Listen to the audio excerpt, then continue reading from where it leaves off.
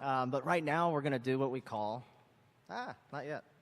We're going to do what we call a community moment. So this is an opportunity for somebody in the Oasis community to come up and really share just about anything, maybe a hobby that they like or their journey to free thought.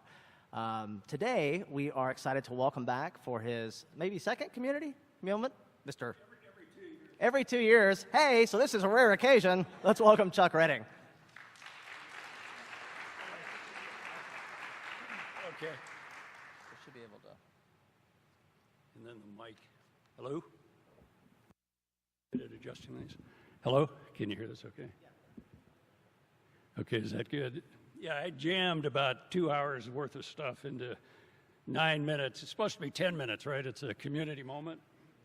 But I'm cheating, and I'm even wasting some of the time I have. First of all, that book, that bag is full of books. Every book that leaves the bag, $2 goes to Oasis. It's all Christian Science literature that was left over from my mother, who lived with me at the end of her life. But you're please walk, even if you have a casual interest in it, go ahead and grab one. And if you're really smart, just grab the bag and haul. So, okay. Grant Hunter, has anyone seen him in a while? Anyway, do you know Grant Hunter? Yeah, I haven't seen him in a long time, but this is a little film that he made 2 years ago. This is back when I was a kid. So I did a talk on falconry, which, yeah, I do a lot of falconry talks. This is the first non-falconry talk I've done in ages. Anyway, no extra charge for that.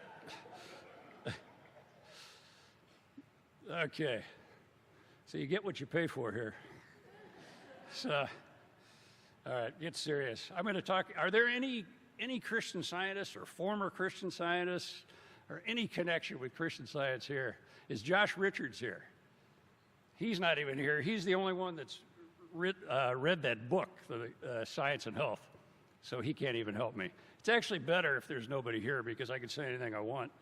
But during my life, I've been a Christian scientist part of my life, most of it not by a huge majority. But anytime somebody would find out I was a Christian scientist, they would say, "You're the ones that don't believe in doctors," or "That was founded by a woman, wasn't it?" Those are the two profound facts that everybody knows. It was actually the fastest growing religion in the United States from the late 1800s up to about 1935.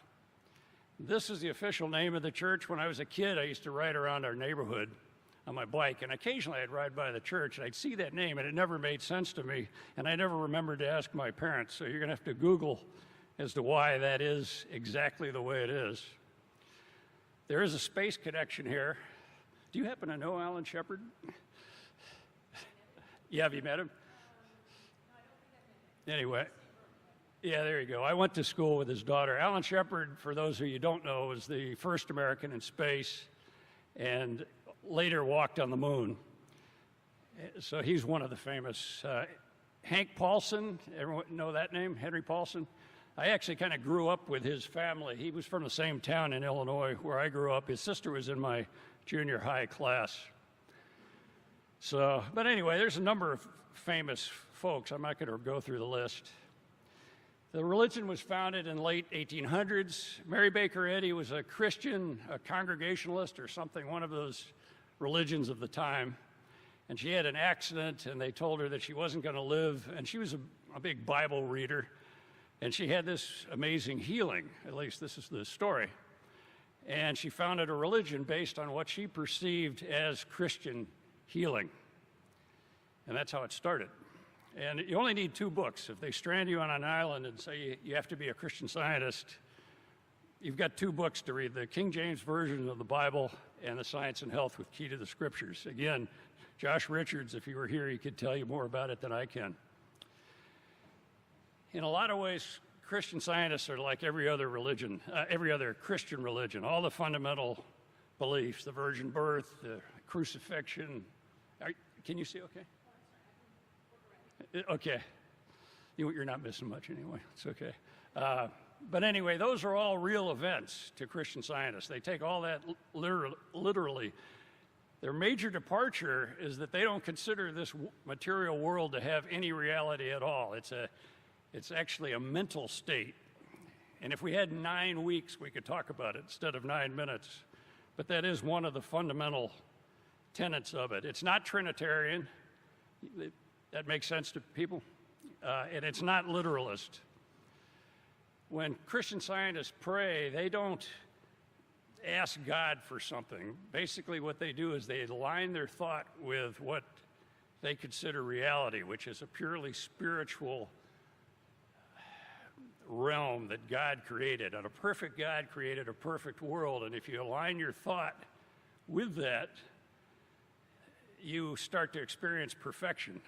It sounds like a stretch, but anyway, Jesus, who was considered the literal Son of God, he understood this world better than anyone else. At the end, I'm going to talk a little bit about The Matrix, the movie, because Neo in The Matrix is very much like Jesus is in Christian Science. Here's another good one. Evil is not real. It's a false belief. And this is the spectrum of evil. There's no literal hell. Christian Scientists, everybody on the planet is on some sort of a spiritual path.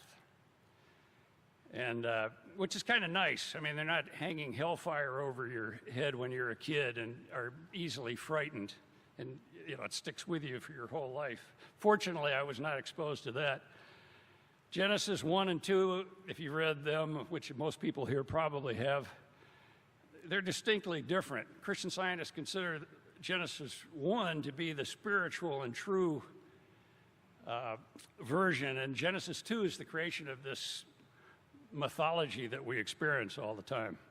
Any physical ailment, keep this in mind, Will, any physical ailment can be treated by prayer and spiritual understanding. These are relevant quotes from the Bible. Know the truth, and the truth shall set you free, from John. If you go into any Christian Science church anywhere in the world, you'll see that on the wall. Knowing the truth is aligning your thought with reality.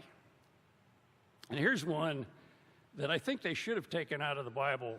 It would have years ago, because Jesus is saying, "He that believeth on me, greater works shall you do," as a follower, right? And yet there's not a single Christian I've ever met who's been able to walk on the water. Christian Scientists accept this literally because they look at this as a possibility, but we're not at that point in our understanding. Christian Scientists say that you have to work out your own salvation. Again, that comes from the Apostle Paul. It sort of contradicts another statement that he makes, of course. But Christian Scientists don't believe that Jesus died on the cross to take their sin. You have to atone for every sin that you've ever committed. And faith without works is dead. They're just pointing to the works are spiritual healing. Here's another good one. This is from Science and Health. Can everyone hear me okay? Am I jabbering on too fast? Health is not a condition of matter, but of mind. Mind with a capital M is God. And basically, your health is in God. It's not in the material world. This is a lot more religious than normally we are over here. Spirit is the real and eternal. Matter is unreal and temporal. Basically, the reality is spirit and the matter is not. Oh yeah, Christian Science is very puritanical. If you're a Christian Scientist, you don't drink, you don't sleep with your girlfriend, you don't do this, that, you don't eat too much, because that inhibits your spiritual growth.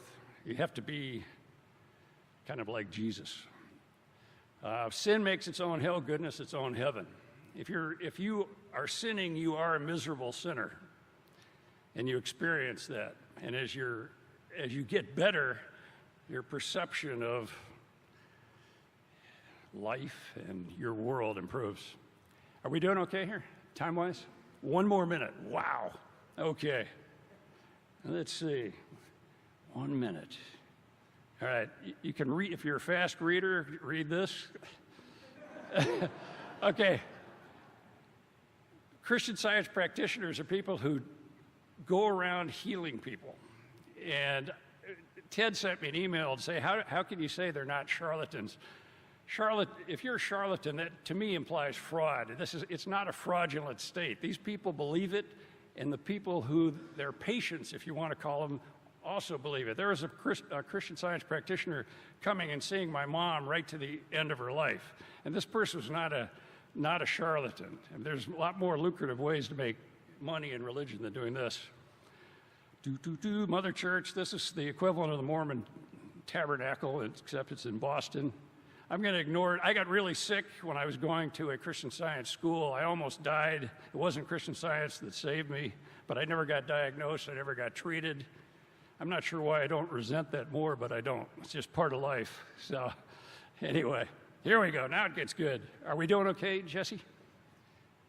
Now, Jesus could walk on water. He raised the dead. He got crucified. He came back, right? Look at this guy. He stops machine gun bullets, right?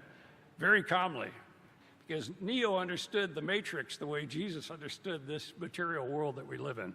And then, just to carry it, here's John the Baptist. Remember Morpheus from the Matrix? You know, he was always looking forward to Neo's appearance, right? And John the Baptist, he was coming, is greater than me. Anyway, finally, this is something I made up, and I've actually made a lot of money on this one. It's not really. The continuing existence of Mormonism and Christian Science proves that practically anyone could be taught to believe practically anything. So, anyway, that's what I've got. Yeah, you're welcome.